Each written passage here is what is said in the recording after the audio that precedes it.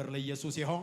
ከኔ ጋር የእግዚአብሔርን ቃል እንከፋፈላለን። የምንከፋፈለው ርዕስ ያለው የመጽሐፍ ቅዱስ ክፍል የዮሐንስ ወንጌል ምዕራፍ 12 ከ20 እስከ 26 ባለው የመጽሐፍ ቅዱስ ክፍል ላይ በመመስረት ኢየሱስን ልናይ እንወዳለን በሚል ዋና ሐሳብ የእግዚአብሔርን ቃል ከኔ ጋር እንከፋፈላለን።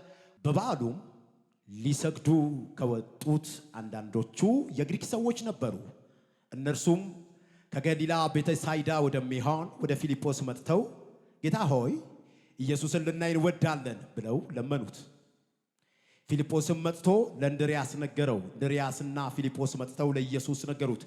ኢየሱስም መለሰላቸው እንዲህ ሲል የሰው ልጅ ይከብር ዘንድ ሰዓቱ ደርሷል። እውነት እውነት እላችኋለሁ የስንዴ ቅንጣት በምድር ወድቃ ካልሞተች ብቻዋን ትቀራለች። ብትሞት ግን ብዙ ፍሬ ታፈራለች። ነፍሱን የሚወድ ያጠፋታል፣ ነፍሱንም በዚህ ዓለም የሚጠላ ለዘላለም ሕይወት ይጠብቃታል።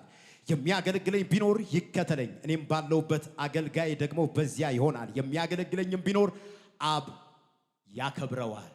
የማቴዎስ ወንጌል እና የሉቃስ ወንጌል መጽሐፍቱን ሲጀምሩ የጌታ የኢየሱስ ክርስቶስን የዘር ሐረግ በመዘርዘር ነው የሚጀምሩት።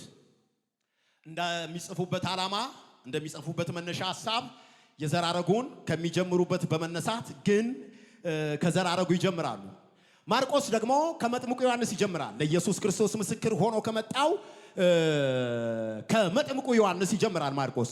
ዮሐንስ ስለ ኢየሱስ ክርስቶስ ወይም ደግሞ የዮሐንስን ወንጌል ሲጽፍ የሚጀምረው ከዘላለም ነው። ከጌታ ኢየሱስ ክርስቶስ ዘላለም ይጀምራል ዮሐንስ ሲጀምር ሌሎቹ የዮሴፍ ልጅ የማርያም ልጅ እያሉ ሲጀምሩ፣ ዮሐንስ ግን እንዲህ ብሎ ይጀምራል። በመጀመሪያ ቃል ነበረ፣ ቃልም በእግዚአብሔር ዘንድ ነበረ፣ ቃልም እግዚአብሔር ነበረ በማለት የጌታ የኢየሱስ ክርስቶስ ቀድሞን በመግለጥና ኢየሱስ ከማርያም የጀመረ እንዳልሆነ ከዘላለም ወልድነቱ ከዘላለም እንደሆነ በመግለጥ ይጀምራል። ክብር ለኢየሱስ ይሁን። ዮሐንስ ሲዘረዝር ከኢየሱስ ዘላለም ይጀምርና ኢየሱስ ቀድሞ የነበረ ከዘላለም የነበረ አሁን የመጣ ያልሆነ ከዘላለም የሆነ ይለንና ቀጥሎ ሲቀጥል እንደዚህ ይለናል።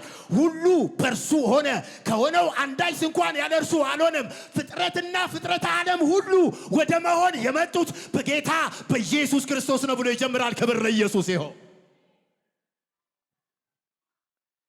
ከዛው ይቀጥልና ምድርና ሞላዋ በጨለማ ስለተያዘች ብርሃንነቱን በመግለጥ የሕይወት ብርሃን እርሱ እንደሆነ በመናገር ምዕራፍ 1 ላይ ይሄንን ይናገርና ከዚያ በመቀጠል የዮሐንስን ምስክርነት ማረጋገጫ በማተም ምዕራፍ 1 ይወጣል። ክብር ለኢየሱስ ይሁን። ዮሐንስ ምዕራፍ 2 ላይ ሲቀጥል ደግሞ በቃና ዘገሊላ ሰርግ ላይ የተገኘ እንግዳ ጣዕም የሌለውን ጣዕም የሚሰጥ ከለር ለሌለው ከለር የሚሰጥ ነባሩን ስርዓት በመቀየር በአዲሱ ስርዓት ሁሉን ወደሚያካትት ሁሉን አቃፊ ወደሆነ ስርዓት መሸጋገራችንን ያበሰረበትን ምዕራፍ በመግለጥ ይጀምርልናል። ክብር ለኢየሱስ ይሁን። በመጀመሪያው የብሉይ ኪዳን ዘመን ቤተ መቅደስ መግባት የሚችሉ ውስን ናቸው። የተገረዙ አይሁዳዊ የሆኑ ተብሎ የሚነገር ሁሉም ወደዛ መግባት ሲፈልግ ይገረዛል። ደግሞ ቤተ መቅደስ ቀጥታ አይገባም። የአሕዛብ አደባባይ የሚባል አለ። ሁሉ ተከፋፍሎ በውጭ የተቀመጠ አለ። ይሄ ዘመን አልፏል። ውጭም ውስጥም ያሉ ሁሉም በጌታ በኢየሱስ ክርስቶስ ገብተዋል። አዲስ ስርዓት ተዘርግቷል ሲል ያወጀበትን ምዕራፍ 2 እንመለከታለን። ምዕራፍ 2 ላይ ይሄን ይተርክልናል፣ ይሄንን ያወራልናል ዮሐንስ። ምዕራፍ 3 ላይ ደግሞ ኢየሱስ የመጣው ለድሆች ብቻ ሳይሆን ኢየሱስ የመጣው ለሚሰሙት በውጭ ላሉት ብቻ ሳይሆን ለሃይማኖት አባቶችም ለባለስልጣኖችም እንደሆነ የሚያሳይና የሚገልጽ በትምህርቱ በታምራቱ በሚያደርገው ነገር ሁሉ የሃይማኖት አባቶች ሳይቀሩ እንደተገረሙበትና እንደተደነቁበት ከዚህ የተነሳ ሁሉ ሊከተለው እንደሚወድ ሊያሳይ ፈልጎ ስለ ኒቆዲሞስ ይነግረናል። ኒቆዲሞስ የአይሁድ መምህር ስለነበረ በሌሊት ወደ ኢየሱስ መጣ ይለናል። በሌሊት ክብር ለኢየሱስ ይሁን። ኢየሱስ ዘራችንን ያስናቀን፣ ኢየሱስ ሰፈራችንን ያስተወን፣ ኢየሱስ ጓደኛ ያስቀየረን ኢየሱስ የሚገርም አምላክ ነው። ክብር ለኢየሱስ ይሁን። ኢየሱስ ከቤተሰብ ይልቅ እንድንመርጠው ያደረገን ከወዳጅ አብልጦ የሚጠጋጋ የልባችን ወዳጅ ጨለማችንን ያበራ በጨለማችን ላይ ብርሃን ይሁን ያለ ብርሃን ሆኖ የመጣ ኢየሱስ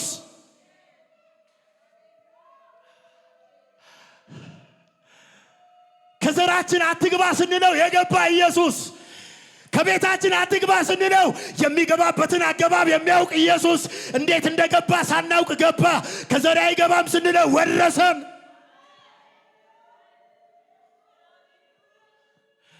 ከድር ስንባረር ከጓደኛ ስንገለል ወዳጅ የሆነን ከጎናችን የቆመ ያበረታን በእንባችን ስር ከጎናችን ሆኖ በደስታ ሲቃ ያስለቀሰን ኢየሱስ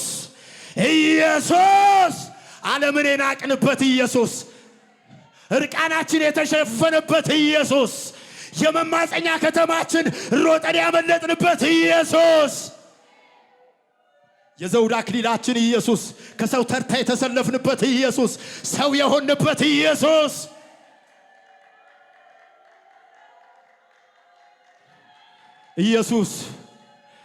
ኢየሱስ ሰው ሲጠፋ ሰው የሚሆን ጓደኛ ሲጠፋ ጓደኛ የሚሆን ኢየሱስ ወደዚህ ጌታ በጨለማ መጣ።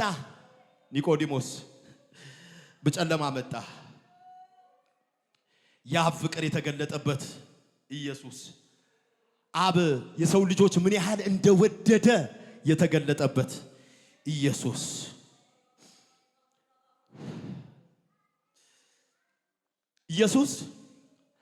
ጉልበት ኖሯቸው አቅም ኖሯቸው ወደሱ የመጡትን ብቻ ሳይሆን ከሰው ተርታ የተገለሉትን ከሰው መቀላቀል የማይችሉትን ሰው ያየውን ማየት የማይችሉትን ደግሞ ሊደርስ ወደ ስፍራቸውና ወደ መንደራቸው የሄደ ያችን ሳምራዊ ሴት ሊገናኝ የሄደ የሁሉ የሆነ ለሚፈልጉት ሁሉ የሚገኝ ሰው ለሌላቸው ሰው የሚሆን የናዝሬቱ ኢየሱስ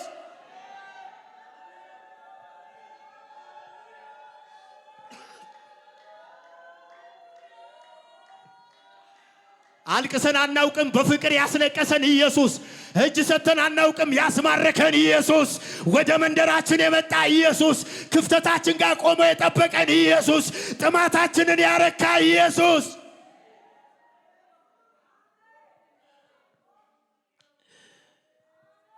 ብንጠጣ አልረካ ብለን ብንለብስ አልሞቅ ብሎን ብንበላ አንጠግብ ብለን ጓደኛ ከጓደኛ ብንቀይር እርካታ አጥተን ይህንን እርካታ ለመፈለግ በየአቅጣጫው ስንዞር በየሰፈሩ ስንዞር መንገዳችን ላይ ቆሞ ያረካን ኢየሱስ እርካታችን የሆነ ኢየሱስ የሕይወት እንጀራ የሆነ ኢየሱስ ሃሌሉያ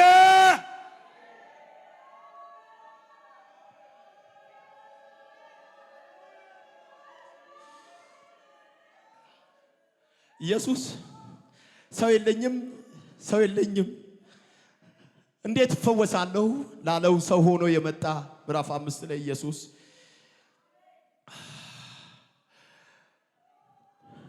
የሕይወት እንጀራ ብቻ ሳይሆን ለመኖር የሚያስፈልገንን እንጀራ የሚሰጠን ኢየሱስ 5000ን የመገበ ኢየሱስ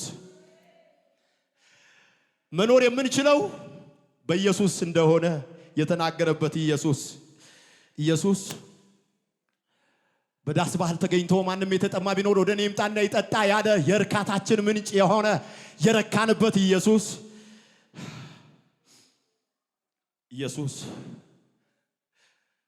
በድካማችን ሰዎች ሁሉ ሲፈርዱብን እንደሱ ያለ ኃጢአተኛ ወዴት አለ ሲሉን አይ ደግማ ኃጢአትን አትስራ ብሎ ምሕረት ያገነነልን ከሳሾቻችንን ያሳፈረልን ኢየሱስ ወቃሾቻችንን ያሳፈረልን ኢየሱስ ከልጅነት ጀምሮ አይነ ስውር የነበረውን ሰው አይኑን በማብራት ምዕራፍ 9 ላይ አካላዊ አይንን ብቻ ሳይሆን የልብን አይንን በማብራት ከታላላቆችና ከጠቢባን የተሰወረውን ጥበብ የሰማይን ጥበብ የእግዚአብሔርን ጥበብ የገለጠልን ኢየሱስ ይሄ ኢየሱስ የፋሲካ ባህል ሲደርስ በምዕራፍ 12 ላይ የፋሲካ ባህል ሲደርስ ወደ ባህል ሊመጣ ወደደ። በዚህ በበዓሉ ወቅት ላይ ከግሪክ መጥተው የታደሙ ከግሪክ መጥተው በዚህ የተሰበሰቡ ደግሞ ስለ ኢየሱስ ሰምተዋል። ስለ ኢየሱስ ሰሙ። በየቦታው የሚነገረው ስለዚህ ጌታ ነው። ከዚህ በፊት በተለያየ በዓላት እየመጡ ስለተለያዩ ሰዎች፣ ስለተለያዩ ረቢዎች፣ ስለተለያዩ አስተማሪዎች፣ ስለ መጥምቁ ዮሐንስም ሳይቀር ሰምተው ሊሆን ይችላል። ባይጻፍም ሰምተው ሊሆን ይችላል። የዚህኛው ግን ይለያል። እስከ ምዕራፍ 10 ድረስ ሙት አልቀሰቀሰም። ዕውር አብርቷል፣ በሽተኛ ፈውሷል፣ ሽባ ተርትሯል። ግን ሙት አልቀሰቀሰም። ምዕራፍ 11 ላይ ግን አንድ ታምር ሆነ። ሙቱን ቀሰቀሰውና እኔ ትንሣኤና ሕይወት ነኝ ባለ። ከዛው እነዚህ ሰዎች ከግሪክ የመጡ ሰዎች ስለ ኢየሱስ ሰሙና ወደ ኢየሱስ መጡ።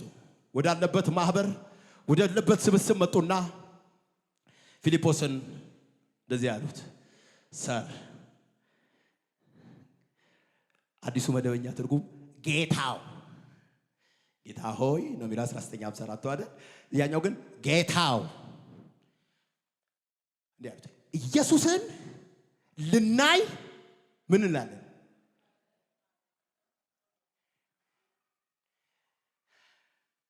ከጎናችሁ ያለውን ሰው ኢየሱስን ልናይ እንወዳለን በሉት እስኪ። ስለ ብዙ ሰው ሰምተናል፣ ስለ ብዙ ሰው እናውቃለን። አሁን ግን የተለየ የሰማንለት አለ፣ የተለየ የተነገረለት አለ። ከተማ ሁሉ የሚነጋገርበትና የሚያወራበት አለ። የድሃ መጠጊያ የሆነ ለባለስልጣናት ስጋት የሆነ የሙታን የተቀሰቀሱበት አንድ አለ። እሱን ልናይ እንወዳለን። ፊልጶስ ወደ እንድርያስ መጣና አረ እንዲህ የሚሉ ሰዎች አሉ፣ ኢየሱስን ልናይ የሚሉ ሰዎች አሉ። አዎ እንግዲያውስ ተያይዘው ወደ ኢየሱስ ሄዱ። ሁሌ የኢየሱስ መልስ ያስገርመኛል። መልሱ የኢየሱስ ግራ ሁሉ ይመስላል፣ ግን ያስገርመኛል። ኢየሱስን ልናይ እንወዳለን አሉት። ወደ ኢየሱስ ሄዱ። ቁጥሩን ቀጥታ መመልከት ትችላላችሁ። ፊልጶስ መጥቶ ለእንድርያስ ነገረው። እንድርያስም ፊልጶስን መጥተው ለኢየሱስ ምን አሉት? ነገሩት። አንተን ሊያዩ ሌላ ማየት የማይፈልጉ፣ አንተን ብቻ ማየት የሚፈልጉ፣ አንተን ብቻ መገናኘት የሚፈልጉ፣ ሌላ የማይፈልጉ፣ ካንተ የእጅን ሳይሆን አንተን ራስን የሚፈልጉ አሉ ብለው ነገሩት። ኢየሱስ እንዲህ መለሰላቸው። የተወደዳችሁ በዚህ ታደምን በጌታ በኢየሱስ ክርስቶስ ሰው የሆነን በጌታ በኢየሱስ ክርስቶስ የዘላለም ተስፋ ያገኘን የምንጠብቀው ተስፋ ያለን በምድር ባለ ነገር ሳናበቃ የዘላለሙን የምንጠብቅ እዚህ እየኖርን ሌላ ጠባቂ ተስፈኞች የሆነን መጻተኞች የሆነን በምድር ላይ የምንኖረው ኑሮ ምንም አይነት ይሁን የእንግድነትና የድንኳን እንደሆነ ገብቶን የምንኖር ቅዱሳን የእግዚአብሔር ምርጦች በጌታ በኢየሱስ ደም የተዋጃችሁ ከኢየሱስ ውጪ ሌላ ልናየው የሚገባ ማን አለ? ከኢየሱስ ውጪ ሌላ ልንሰማው የሚገባስ ማን አለ? ሕይወት ቢሆን ያገኘነው በሱ ያማረብን በርሱ ለብሰን አይደለም ያማረብን ኢየሱስ ልብስ ሆኖልን እንጂ። ክብር ለኢየሱስ ይሁን። በልተን እኮ አይደለም የጠገብነው ኢየሱስ እንጀራ ሆኖልን እንጂ። የቆምነው እግር ስላለን አይደለም በርሱ እኮ ነው የቆምነው። ከርሱ ውጪ የሚታይ ማለት ኢየሱስን ማየት ይሆንልን። ኢየሱስን በማየት ሕይወታችን ይባረክ። ለዚህ አሉት ኢየሱስን ልናይ እንወዳለን የሚሉ ሰዎች አሉት። ያን ጊዜ ኢየሱስ እንደዚህ አለ፣ መለሰላቸው እንዲህ ሲል የሰው ልጅ ይከብር ዘንድ ሰዓቱ ደርሷል። ስለ ፍጻሜው ስለ መስቀል ሞት እየተናገረ ነው። ስለሚሄድበት መንገድ እየተናገረ ነው። እንግዲህ ኢየሱስን ልናይ እንወዳለን ሲሉት ኢየሱስን የምናይበት መንገዱ የመስቀል መንገድ ነው አላቸው። መንገዱ መስቀል ነው አላቸው። ልናይ እንወዳለን እኮ ነው የሚሉ ኢየሱስ የሰው ልጅ ይከብር ዘንድ ሰዓቱ ደርሷል። እውነት እውነት እላችኋለሁ የስንዴ ቅንጣት በምድር ወድቃ ካልሞተች ብቻዋን ትቀራለች፣ ብትሞት ግን ብዙ ፍሬ ታፈራለች። ኢየሱስን እንዲሁ አግኝተነዋል። ኢየሱስ እንዲሁ ነው ወደ ቤታችን የመጣው። ምንም አልከፈልንም። ክብር ለኢየሱስ ይሁን። ያስከፈለን የለም። ለካርድ አልከፈልንም። ሌላም ልበል አልከፈልንም። የከፈልነው ምንም የለም። እንዲያው ወንጌል የሰበኩም ሰዎች ድሮ ሳንቲም የሚሰጣቸው ይመስለን ነበረ፣ ግን እኛም ሰብከን አየነውና ሳንቲም የለም። በእርግጥ እኛ ጋር ቢዘንብ ኖሮ ሳንቲም ይሄ አዳራሽ እንደዚህ አናየውም። እንደውም እኛን ገፍትረው አስወጥተው ሌሎች ይገቡ ነበር። ቢዘንብ ኖሮ ማለት ነው። በዚህ አቅጣጫ ጉልበታም የሆኑ በጣም ብዙዎች አሉ። ኢየሱስ ወደ ቤታችን ሲመጣ ሲገባ ፈልገነው አይደለም፣ ፈልጎን። ክብር ለኢየሱስ ይሁን። ወደ ቤታችን ገባ። ኢየሱስ ወደ ቤታችን ከገባ በኋላ ሁል ጊዜ እሱን እያየን መኖር፣ ሁል ጊዜ እሱን እያየን መውጣትና መግባት ከፈለግን መንገዱ የመስቀል መንገድ ይባላል።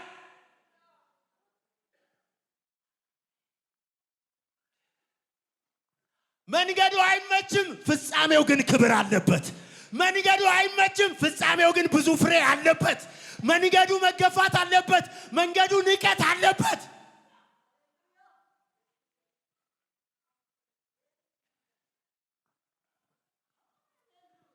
በወደድነው መንገድ እየሄድን በመረጥነው መንገድ እየሄድን ኢየሱስን ማየት አንችልም።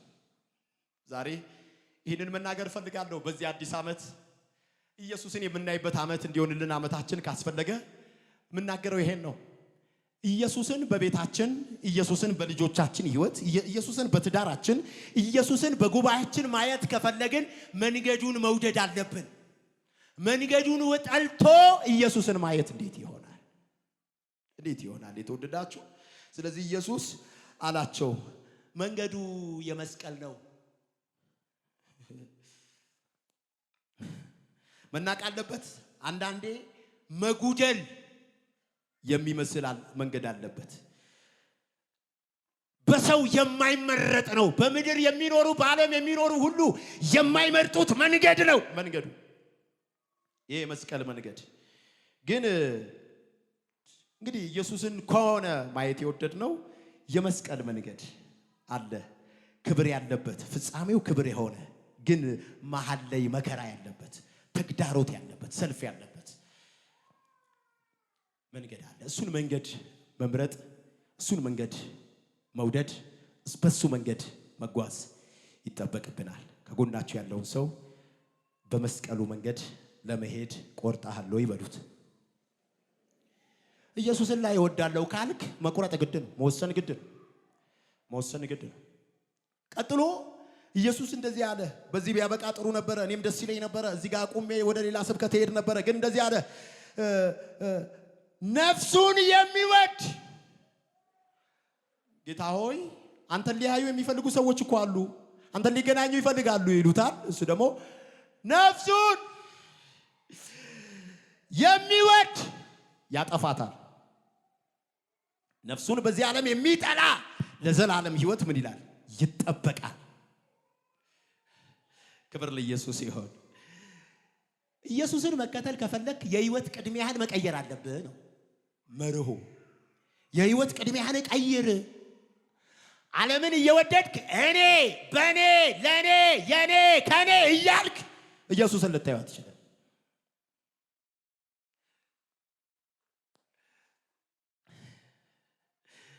ኢየሱስን ልታየው አትችልም። ስለዚህ የሕይወት ቅድሚያህን ቀይር። እንልቀቅ። የያዝነውን ስፍራ፣ የጌታ የሆነውን ስፍራ እንልቀቅ። በቤታችን ውስጥ ይዘን ይሆን አባወራነት የሰጠንን እድል ተጠቅመን፣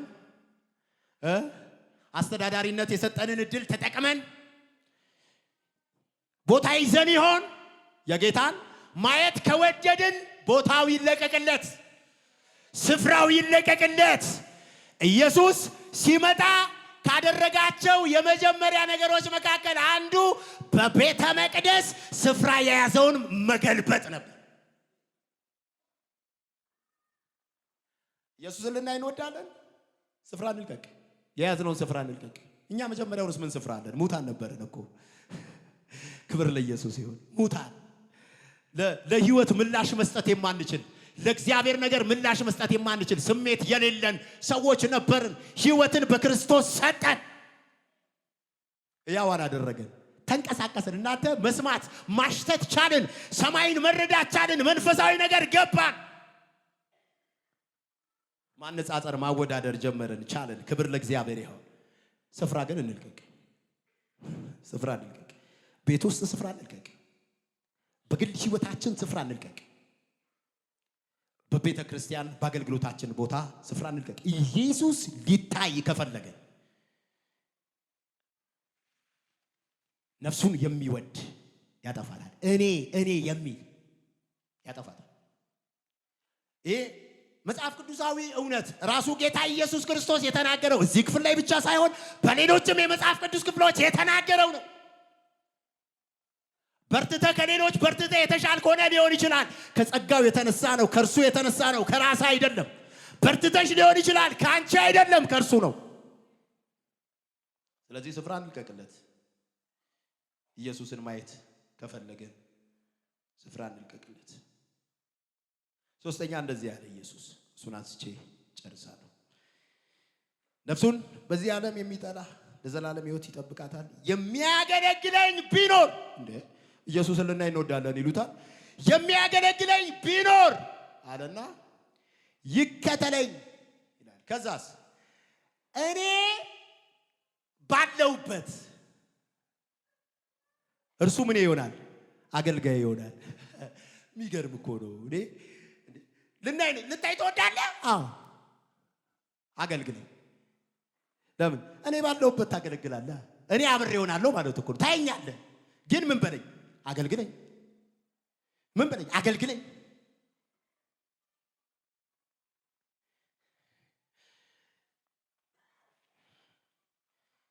የሚያገለግለኝ ቢኖር ይከተለኝ፣ እኔም ባለውበት አገልጋይ በዚያ ይሆናል። የሚያገለግለኝንም አባቴ ምን ይለዋል?